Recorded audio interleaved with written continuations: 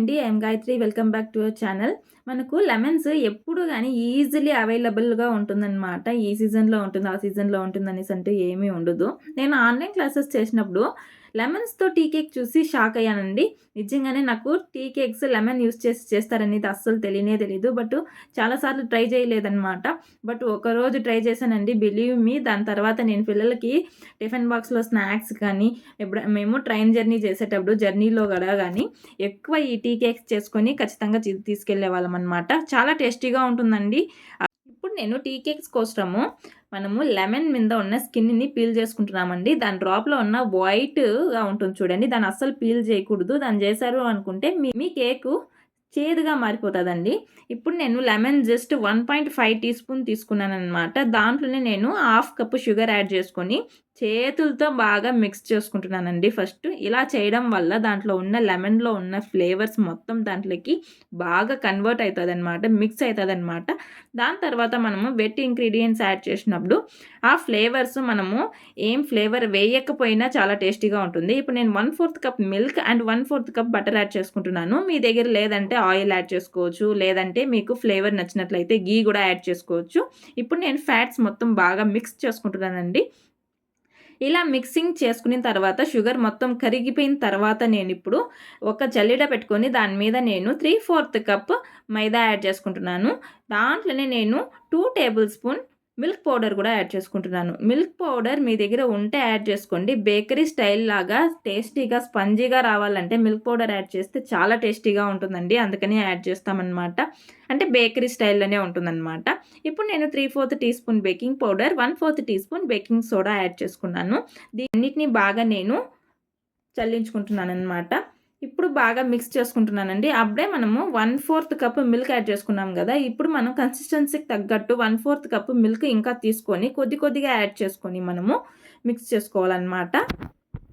Mix అయిన తర్వాత ఇప్పుడు నేను 1 table spoon lemon juice add చేసుకుంటున్నానండి. ఇక్కడ చూడండి, నేను ఇంట్లో ఉండే స్పూన్స్‌తో కూడా మీకు కొలత చూపిస్తున్నాననమాట. నెక్స్ట్ వీడియోలో మీకు ఇంట్లో ఉన్న కిచెన్‌లో ఉన్న ఐటెమ్స్‌తో, దట్ ఈజ్ కప్స్‌తో మనము ఎలా కేక్ చేసుకోవచ్చు అనేది చూపిస్తాను. వితౌట్ మెషరింగ్ కప్స్ అండ్ అది కూడా అవెన్‌లో చేయకుండా గ్యాస్ మీద చేసి చూపిస్తానండి. ఇప్పుడు నేను vanilla essence 1 teaspoon add చేసుకున్నాననమాట. దాన్ని కూడా బాగా మిక్స్ చేసుకుంటున్నాను.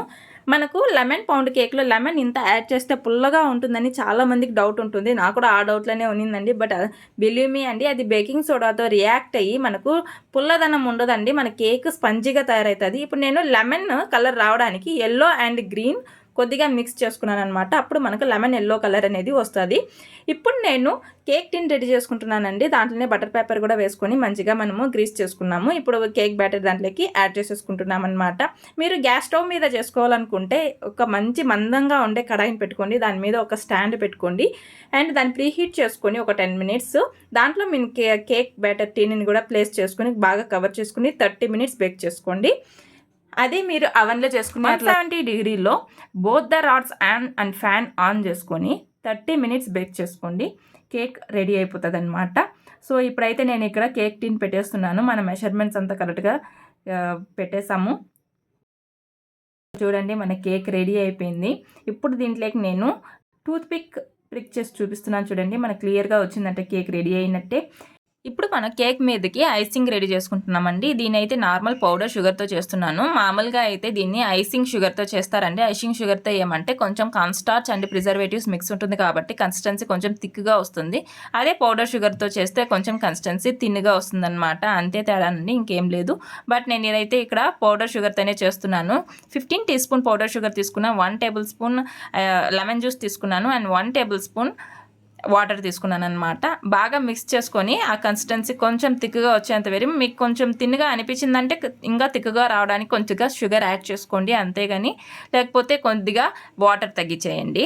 మన కన్సిస్టెన్సీ కరెక్ట్‌గా వచ్చేస్తుందన్నమాట. ఇప్పుడు నేను కేక్‌ని మంచిగా కూల్ డౌన్ అయిపోయింది. కొద్దిగా వామ్‌గా ఉండాలండి కేక్. ఎందుకంటే ఆ షుగర్ కూడా కొంచెం దాని మీద, ఆ సిరప్ కూడా వామ్‌గా ఉండేటప్పుడు బాగా అబ్జర్వ్ చేస్తుందన్నమాట. దాని మీద నేను ఐసింగ్ చేసుకుంటున్నాను. ఇక్కడ చూడండి, నేను ఐసింగ్ కన్సిస్టెన్సీ థిక్‌గా లేదు, కొద్దిగా థిన్‌గా ఉందన్నమాట. ఎందుకంటే పౌడర్ షుగర్ వాడాం కాబట్టి. అదే ఐసింగ్ షుగర్ వాడారు అంటే కన్సిస్టెన్సీ బాగా థిక్‌గా ఉంటుందండి. ఇప్పుడు నేను 15 మినిట్స్ ఫ్రిడ్జ్‌లో పెట్టుకొని బయటికి తీసాను. ఇక్కడ చూడండి మనకి ఎంత బాగా రెడీ అయిపోయిందో. స్పంజ్ కూడా మనం లెమన్ జ్యూస్ వేసామే కానీ పుల్లగా అస్సలు లేదండి. అస్సలు ఆ థింకింగే పెట్టుకోకండి పుల్లగా ఉంటుందని ఆ మైండ్లోని ఇంకా తీసేయండి. చాలా టేస్టీగా ఉంటుంది అండ్ స్పంజీగా కూడా ఉంటుంది.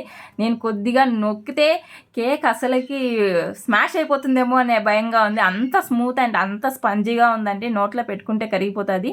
ఎక్కడైనా క్యాఫెటీరియాలో వెళ్తే ఈ స్పంజ్ కేక్స్ చాలా కాస్ట్లీగా దొరుకుతుంది. చాలా టేస్టీగా ఉంటుందన్నమాట. బట్ ఇది చూడండి, నేను మీకు ఓపెన్ బ్రేక్ చేసి కూడా చూపిస్తున్నాను.